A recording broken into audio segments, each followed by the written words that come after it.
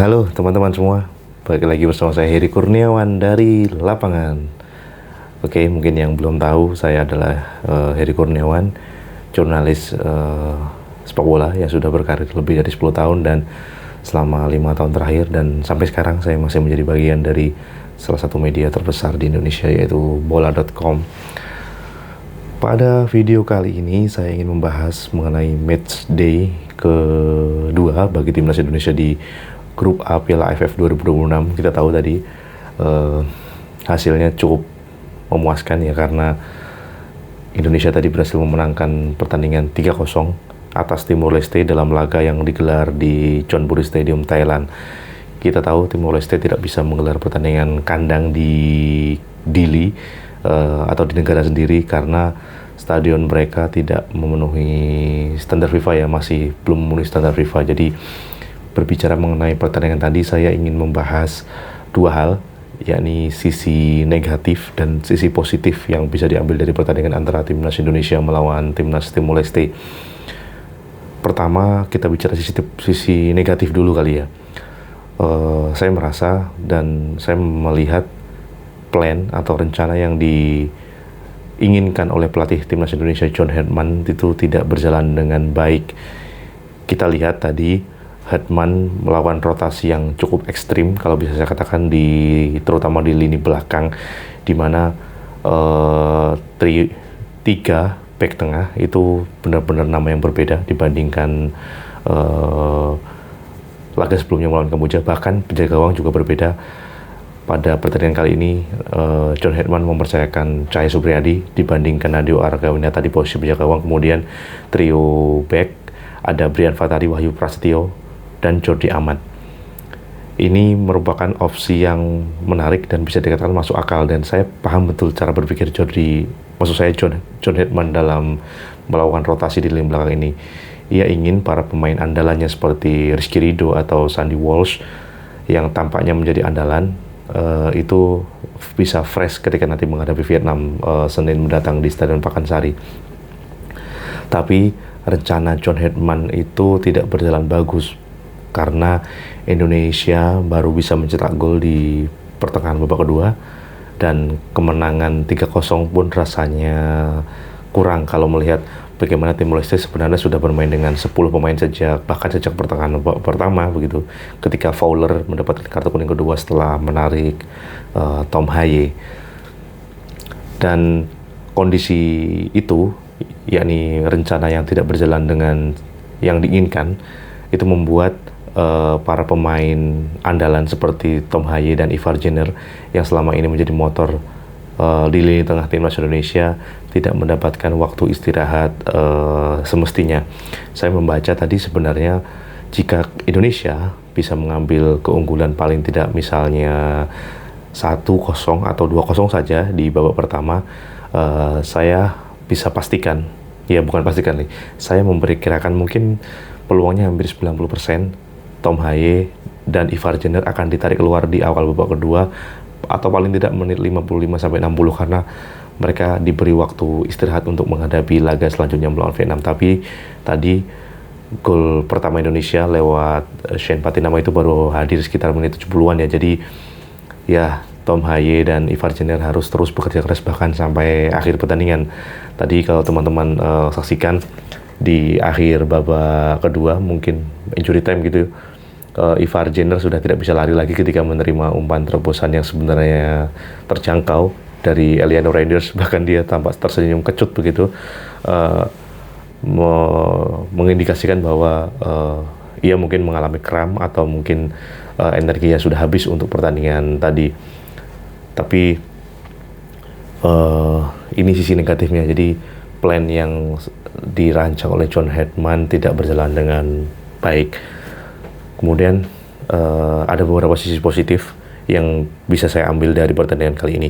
Pertama adalah, wow, akhirnya kita bisa melihat comeback luar biasa dari Ragnar Uratmangun. Tadi Ragnar masuk di akhir babak kedua, kemudian dia langsung memberikan kontribusi yang sangat bagus, memberikan assist yang sangat manis kepada striker andalan baru kita, yaitu Mitch Baker. Saya bahkan lupa ya kapan terakhir kali Ragnar Uratmangun tuh tampil impresif dengan energi penuh begitu di timnas Indonesia, karena mungkin dalam 6 bulan sampai setahun terakhir Ragnar terus diganggu dengan cedera dan kondisi kebugaran yang tidak fit. Jadi membuat Ragnar juga terkadang sulit mendapatkan menit bermain di klubnya di Dender. Dan tampaknya mulai pertengahan tahun ini Ragnar bisa dikatakan menemukan jalan untuk kembali bangkit bersama timnas Indonesia dan juga nanti di bersama Persib Bandung ya. Dan comebacknya Ragnar ini bisa dikatakan sebagai ancaman untuk Vietnam nanti Senin. Kita tahu Ragnar Uratmangun memiliki memori manis menghadapi Vietnam. Ia mencetak 1 gol waktu itu ke gawang Vietnam yang dijaga Nguyen Philip dalam laga putaran kedua kualifikasi Piala Dunia 2026 di Stadion Midin Hanoi ya. Dan kita waktu itu, kalau teman-teman masih ingat, kita menang 3-0. Golnya dicetak oleh Ragnar kalau tidak salah. Siapa lagi ya? Ragnar, Itzes. Satu lagi kayaknya Sananta ya, atau Egi. Nanti dicek lagi teman-teman.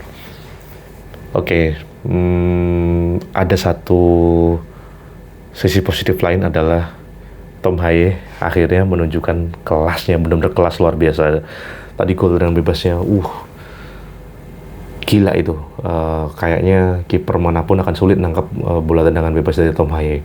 Tekniknya tuh benar-benar luar biasa ya, dan bolanya benar-benar ke pojok banget. Dan wah, saya kalau nonton golnya Tom Haye tadi bisa mungkin diulang-ulang terus sampai besok, sampai tahun depan pun nggak akan bosen.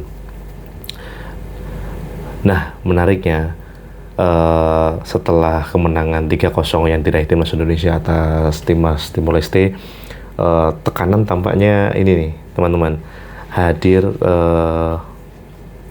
menghampiri timnas Vietnam, karena pada malam harinya ini mungkin baru ketika video ini dibuat mungkin baru sejam yang lalu selesai ya, mereka menjamu menjamu Singapura di Stadion Midin Hanoi, dan hasilnya 0-0 loh. Wah, itu luar biasa. Dan saya pada kesempatan kali ini memberikan kredit dan pujian, apresiasi kepada pelatih muda Singapura, Gavin Lee.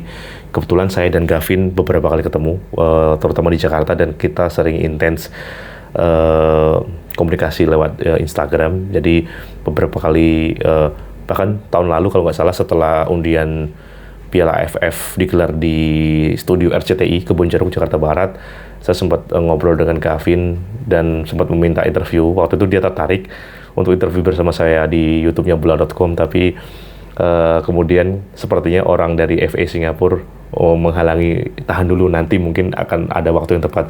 Ya mungkin nanti habis Piala AFF tahun ini ya, saya akan coba kontak Gavin lagi dan saya akan wawancara dengan dia. Singapura tadi jalannya pertandingan sangat luar biasa loh. Mereka disiplin, mereka kompak, mereka membuat para pemain naturalisasi Vietnam yang dari Brazil itu, Nguyen Xuan Son atau Rafael Son dan kawan-kawan itu sangat frustrasi.